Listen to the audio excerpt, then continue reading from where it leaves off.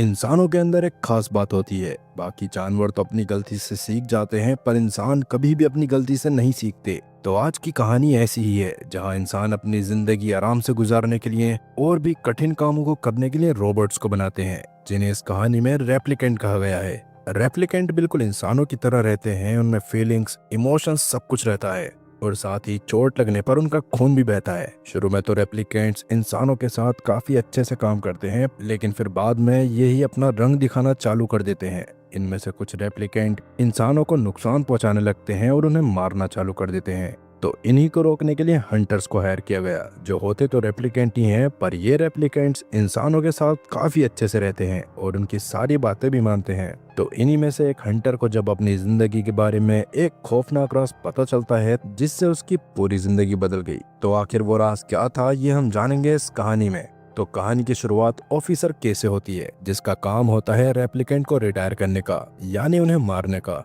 आज उसे मिशन दिया जाता है कि उसे स्क्रैपर नाम के रेप्लिकेंट को मारना था। के स्क्रैपर के बेस की तरफ निकल जाता है और फिर उसके घर के अंदर उसका इंतजार करने लगता है। जब स्क्रैपर उसके पास आता है तो के अंदर देखकर स्क्रैपर पर हमला कर देता है। फिर इन दोनों की काफी इंटेंस फाइट होती है, जिसके आखिर में के स्क्रैपर को मार डालता है। मरने से पहले स्क्रैपर उससे एक बात कहता है कि तुम ऐसे रेप्लिकेंट को मारते फिर रहे हो क्योंकि तुमने अपनी जिंदगी में कभी कोई चमत्कार होते हुए नहीं देखा। और इतना कहते ही स्क्रैपर अपना दम तोड़ देता है, जिसके बाद के अपने हाथ धोकर उस घर से निकल जाता है और अपनी स्पेशल गाड़ी में बैठकर जैसे ही वहां से निकलने वाला होता है कि तभी उसके लेफ्टिनेंट का उसे फोन आ गया, जो उससे उस मिशन के बारे में पूछ रही थी। के उसे बताता है कि मिशन सक्सेसफुल रहा और अब वो बेस पर लौट रहा है। इसी दौरान उसकी नजर एक पेड़ पर पड़ जाती है, जो उसे कुछ अजीब लगता है। तब वो गाड़ी से उतरकर उस पेड़ को देखने लगा। फिर उसका एक्सरे करता है, जिसमें उसे एक बॉक्स दिखाई दिया, जो उस पेड़ के 5 फीट नीचे दबा हुआ था। के उस बॉक्स को निकालता है और अपने साथ ले जाता है, जिसके बाद वो अपने बेस पर पहुंचता है, जो काफी हाईटेक बिल्डिंग में था। जिसके बाद के उस बॉक्स को जांच के लिए वहां दे देता है और फिर एक रूम के अंदर जाने के बाद के का टेस्ट होता है, जिसमें उससे कुछ सवाल पूछे जाते हैं, जिससे ये पता चल सकता था कि उसका दिमागी संतुलन कैसा है और क्या वो पूरी तरह से अगले मिशन के लिए तैयार है। टेस्ट में काफी कठिन सवाल भी पूछे जाते हैं, जिनका वो काफी अच्छे से जवाब देता है और आखिरकार वो उस टेस्ट में पास भी हो गया। जिसके बाद के अपने घर की तरफ निकल गया और रास्ते में उसे काफी बेरोजगार लोग मिलते हैं, जो सरकार के खिलाफ आंदोलन कर रहे थे। और ये देखते हुए कि अपने घर चला गया और घर पहुंचने पर वो अपने लिए नाश्ता बनाता है कि तभी वहां उसकी गर्लफ्रेंड आ जाती है, जो एक एआई होलोग्राम थी। और आज उनके रिलेशनशिप को 1 साल हो गया था। तब के उसे एक गैजेट गिफ्ट करता है, जिससे वो दुनिया में कहीं पर भी उसके साथ घूम सकती थी। जिसके बाद के जॉय को बाहर लेकर जाता है, जहां वो पहली बार बारिश में भीगती है। उसे इसमें काफी मजा आ रहा था। फिर जॉय के की तरफ अट्रैक्ट होने लगती है और फिर वो दोनों इंटीमेट होते हैं। तभी के को उसकी लेफ्टिनेंट का मैसेज आ गया, जिसमें वो उसे बताती है कि उस बॉक्स में कुछ खास जानकारी मिली है और वो के को तुरंत ही अपनी लैब में बुलाती है।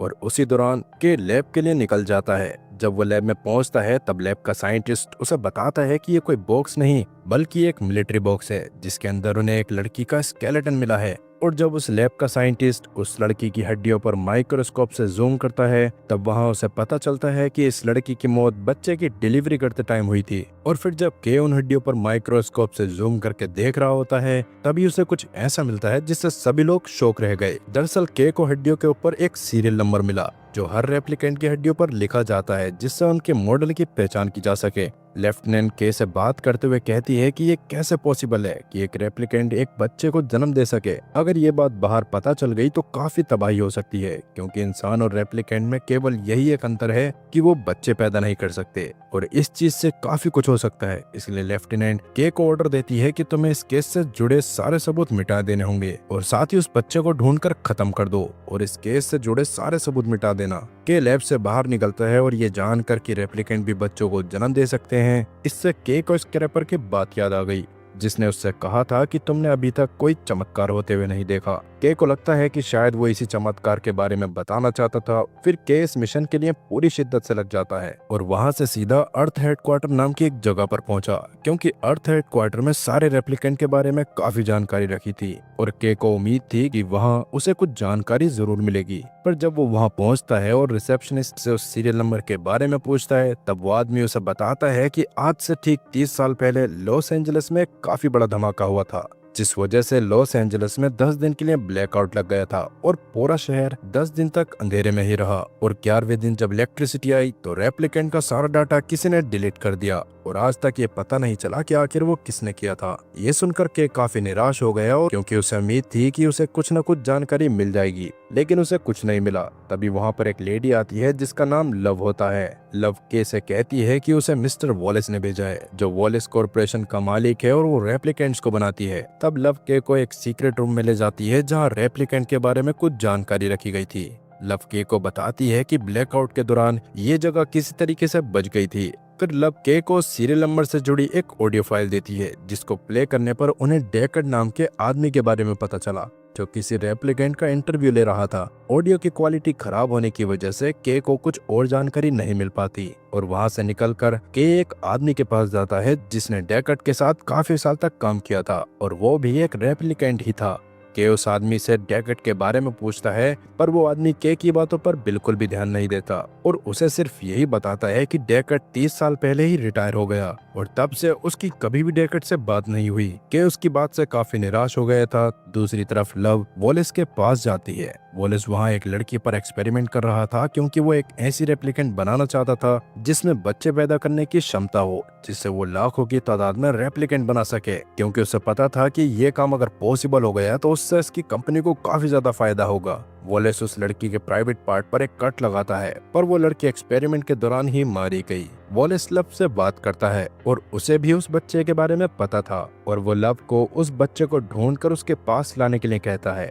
जिसके बाद के एक रेस्टोरेंट में जाता है जहां कुछ लोग उस पर नजर रखे हुए थे। तभी के पास कुछ लड़कियां आती हैं जो उससे फ्लर्ट करने लगती हैं। उन्हीं में से एक लड़की जिसका नाम मैरिट था वो के से काफी ज्यादा चिपकने लगती है, पर के उस पर बिल्कुल भी ध्यान नहीं देता और जाने से पहले वो के को बताती है कि उसका घर यहीं पर है और अगर कभी उसे इसकी जरूरत पड़े तो वो आ सकती है। जिसके बाद के स्क्रैपर के घर जाता है जहाँ वो उसके घर की काफी बारीकी से इन्वेस्टिगेशन करता है। तभी उसकी नजर एक पियानो पर पड़ी और जब वो उसे बजा कर देखता है तो उसे कुछ अजीब लगता है। तब वो उस पियानो को खोल कर देखता है। उसके अंदर उसे एक छोटा सा बॉक्स मिला जिसके अंदर एक तस्वीर रखी होती है जिसमें एक लड़की उस पेड़ के सामने खड़ी थी जहाँ से उसे वो बॉक्स मिला था। तब के उस पेड़ के पास जाता है और जांच करते हुए उसकी नजर पेड़ के नीचे वाले हिस्से में पड़ी और तब उसे वहाँ पर एक डेट लिखी मिलती है जिसे देखकर तो के होश ही उड़ गए थे। दूसरी तरफ लव के की लैब में जाकर वहाँ से स्केलेटन के सैंपल निकाल रही थी क्योंकि उसको वॉलेस की तरफ से ऑर्डर दिए गए थे कि उस बच्चे को ढूंढना है। तभी वहाँ पर एक गार्ड आ गया जो उसे रोकने की कोशिश करता है, लेकिन लव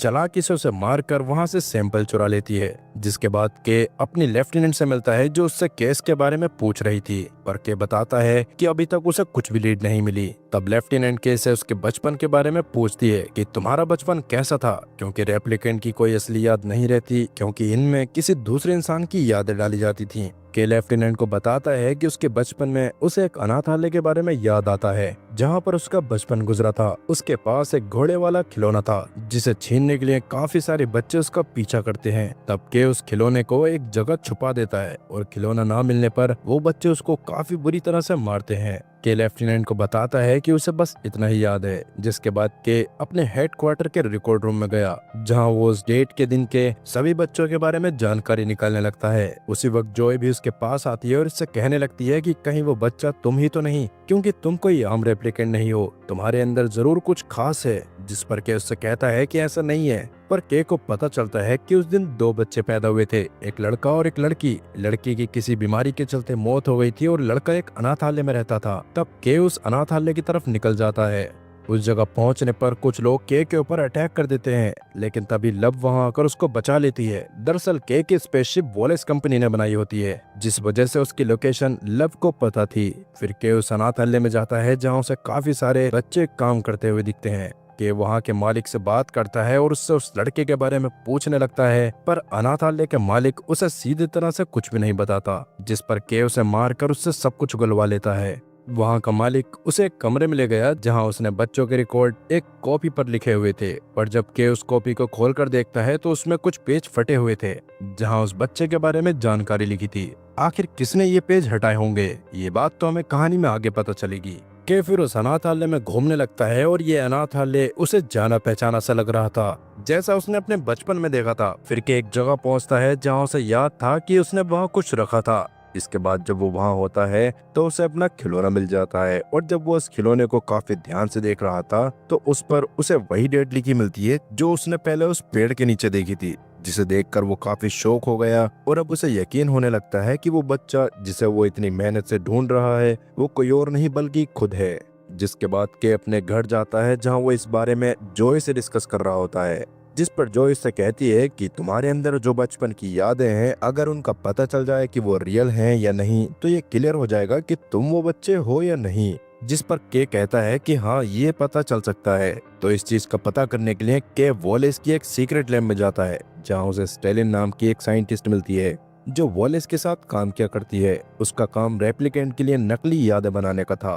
के उससे कहता है मुझे तुम्हारी मदद चाहिए केस के लिए, तुम्हें ये बताना है कि मेरे अंदर जो मेमोरी है क्या वो रियल है या नहीं। तब स्टेलिन उसकी मेमोरी चेक करती है और मेमोरीज देखकर स्टेलिन काफी इमोशनल हो गई और वो के से कहती है कि हाँ ये मेमोरी बिल्कुल असली है, जिससे के पूरी तरीके से मान लेता है कि वो वही बच्चा है जिसे वो इतनी मेहनत से ढूंढ रहा था। जिसके बाद वो स्टेलिन की लैब से बाहर निकल जाता है, पर बिना परमिशन लिए लैब में जाने की वजह से पुलिस उसे अरेस्ट कर लेती है और उसे हेडक्वार्टर ले जाती है जहां उसे वही टेस्ट देना पड़ता है जो हर मिशन से आने के बाद देना पड़ता था, और इस बार वो टेस्ट में पास नहीं हो पाता। इसके बाद लेफ्टिनेंट उसके पास आती है और उससे कहती है कि तुम्हें क्या हो गया है, तुम मेरे सबसे बेहतरीन हंटर हो लेकिन तुम अपने मकसद से भटक रहे हो। और क्योंकि टेस्ट में फेल होने की वजह से लेफ्टिनेंट के को सस्पेंड कर देती है। इसके बाद के अपने घर आ जाता है जहां उससे मिलने के लिए मैरिट आती है जो उसे उस रेस्टोरेंट में मिली थी।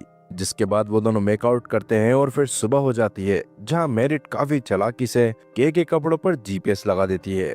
इसके बाद के उस घोड़े को लेकर एक एक्सपर्ट के पास आता है जहां वो उसका एक्सरे करने पर उसको बताता है कि उसके अंदर एक खास तरह की रेडिएशन के ट्रेसेस मिलते हैं जो रेडिएशन लॉस एंजलिस के पास के एक शहर से काफी मिलती थी।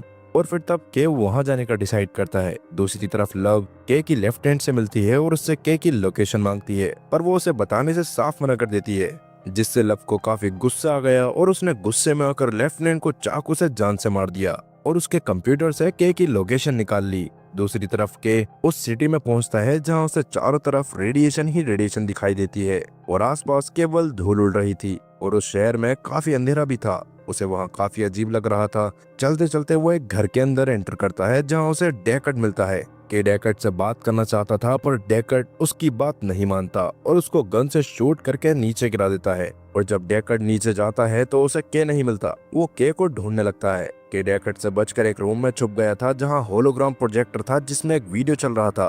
तभी वहां डेकर्ड आ गया। तब के उसे सारा सच बताने की कोशिश करता है पर डेकर्ड उसकी बात नहीं सुनता और उसके ऊपर हमला कर देता है, पर जैसे तैसे करके के उसे मना लेता है। तब वो दोनों एक रूम में जाते हैं जहां डेकर्ड उन दोनों के लिए पैक बनाता है और फिर के डेकर्ड से उसकी वाइफ और बच्चे के बारे में पूछता है। डेकर्ड बताता है कि उसका नाम रकेल था और आगे बताता है कि उसने अपने बेटे की शक्ल तक नहीं देखी थी क्योंकि उसको मारने का ऑर्डर दिया गया था और अगर वो बच्चा साथ में रहता तो वो लोग उसे भी मार देते, इसलिए उस बच्चे की जान बचाने के लिए उसे एक अनाथालय में भेज दिया गया था। के बोलता है तुमने उसे ढूंढने की कोशिश नहीं की। इस पर डेकर्ड बोलता है कि ब्लैकआउट की वजह से उस बच्चे की सारी जानकारी मिट चुकी थी और उस बच्चे की सेफ्टी के लिए मेरा उससे दूर रहना ही ठीक था। तभी उनके ऊपर लव अपनी आर्मी के साथ हमला कर देती है और ब्लास्ट की वजह से के और डेकर्ड काफी जख्मी हो गए थे, पर जैसे तैसे करके के लव से लड़ने लगता है, पर उनकी तादाद ज्यादा होने की वजह से लव उसे बंदी बना लेती है और फिर लव के पास आती है और उसे भी काफी बुरी तरीके से मारकर बेहोश कर देती है। तभी के की जेब से एक डिवाइस निकलता है जिसमें जॉय की सारी मेमोरी स्टोर होती हैं। तब लव उस गैजेट को तोड़ देती है जिससे जॉय पूरी तरह से मिट चुकी थी और जॉय के मरने से के का दिल टूट गया। लव उसे वहीं जमीन पर पड़ा छोड़कर डेकर्ड को अपने स्पेसशिप में बैठाकर वॉलेस के पास ले जाती है। थोड़े टाइम के बाद मैरिड उसके पास आई जिसने उसके कपड़े में जीपीएस लगा रखा था जिससे उसकी लोकेशन का पता चल गया था।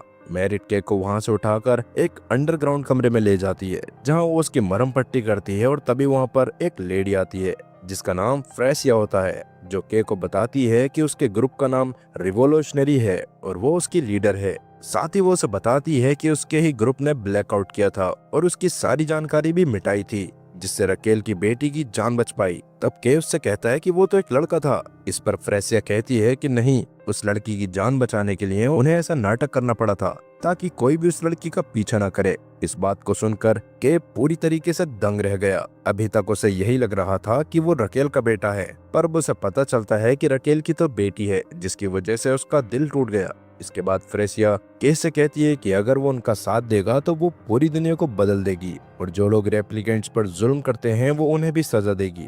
तब वो उससे कहती है कि इससे पहले डेकर्ड उनकी इन्फॉर्मेशन वॉलेस को दे तो मैं उससे पहले डेकर्ड को मारना होगा, और फिर तब के उसके ग्रुप का साथ देने का वादा करता है। दूसरी तरफ वॉलेस डेकर्ड से मिलता है और उससे उस बच्चे के बारे में पूछने लगता है, पर डेकर्ड उसको कुछ भी बताने से मना कर देता है। और फिर वॉलेस उसे रकेल का एक प्रोटोटाइप दिखाकर इमोशनली ब्लैकमेल करने लगा, पर डेकर्ड उसकी चाल में नहीं आने वाला था और उसे साफ साफ कह देता है कि उसने अपने बच्चे को जन्म लेने के बाद से नहीं देखा। वॉलेस को उसकी बातों पर विश्वास नहीं होता, इसलिए वो उसे जेल भेजने के लिए लव को कहती है, जिसके बाद वो डेकर्ड को अपनी स्पेसशिप में बिठाकर जेल ले जाने लगती है। पर तभी उसकी स्पेसशिप पर के हमला कर देता है और दो स्पेसशिप को मार गिराता है, और जिस स्पेसशिप में डेकर्ड और लव था उसे समुद्र में क्रैश कर देता है। और अब जैसे ही लव वहां से बाहर निकलने की कोशिश करती है, तब के सबसे पहले लव के वेसल्स के ड्राइवर को शूट करके जान से मार देता है ताकि बचने का कोई भी चांस ना हो। पर इसी दौरान उसे भी एक गोली लग जाती है, जिससे वो काफी जख्मी हो गया था। और फिर लव और के बीच काफी खतरनाक फाइट होती है, और इसी दौरान स्पेसशिप में पानी भरने लगता है, जिससे डेकर्ड डूबने लग गया था क्योंकि लव ने उसे हैंडकफ से बांध रखा था। लव और के की फाइट में लव के को बेहोश करके डेकर्ड को बचाने के लिए आती है, और तभी के वापस से अचानक आकर उस पर हमला कर देता है और लव को पानी में डुबाकर मार देता है, और दोनों स्पेसशिप के डूबने से पहले ही निकल जाते हैं। जिसके बाद दोनों स्टेलिन की लैब में जाते हैं। दरअसल डेकर्ड और रकेल की बेटी कोई और नहीं बल्कि स्टेलिन ही होती है। ये बात के को तब समझ में आती है जब फ्रेसिया ने उसे बताया था कि रकेल का बच्चा एक लड़की होती है। तब के समझ गया था कि वो कोई और नहीं बल्कि स्टेलिन है, क्योंकि जब स्टेलिन ने के की मेमोरीज दिखाई थी तब उन्हें देखकर वो इमोशनल हो गया था। और फिर वो एक घोड़े का खिलौना डेकर्ड को देकर अंदर भेज देता है और खुद वहीं लैब की सीढ़ियों पर लेट जाता है, क्योंकि लव की गोली लगने की वजह से उसका काफी खून बह गया था।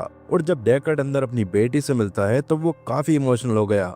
और इसी के साथ ये कहानी कुछ बिना सुलझे हुए सवालों के साथ यहीं पर खत्म होती है। तो दोस्तों, आपको क्या लगता है कि के सच में मर गया या फिर जिंदा है? और क्योंकि इस कहानी का विलेन अभी भी जिंदा है, तो इन सारे सवालों का जवाब तो हमें कहानी के अगले पार्ट में मिलेगा। तो दोस्तों, ये कहानी आपको कैसी लगी हमें कमेंट करके जरूर बताएं। साथ ही वीडियो को लाइक करें और चैनल को सब्सक्राइब करना ना भूलें। मिलते हैं अगली वीडियो में, तब तक के लिए गुड बाय।